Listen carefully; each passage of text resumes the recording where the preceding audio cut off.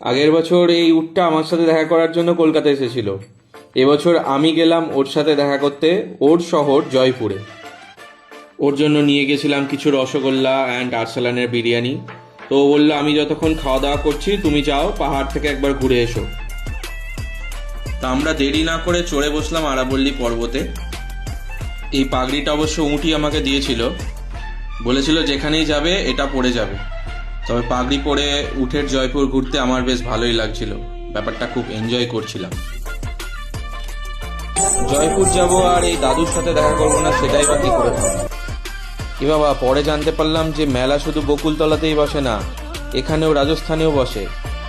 ভাবলাম সকালের জয়পুর তো দেখেছি, এবার একটু রাতের দেখে আসি। পরে জানতে পারলাম আমাদের ভাবনাটা আরো অনেকেই ভেবেছিল। গাড়ি থেকে রাস্তায় নেমে গিয়ে হেঁটেই আমাদের নাহারগড় ফোর্টে উঠতে হলো। ওয়াও, রাতের জয়পুর এত সুন্দর দেখতে! আমি তো এতদিন ফেসবুক রিলে দেখতাম, এখন নিজের চোখে দেখে তো বিশ্বাসই করতে পারছি না। সারাদিন অনেক ঘোরাঘুরির পর এবার আমাদের বাড়ি ফিরে একটু ল্যাদ খাওয়ার বেলা।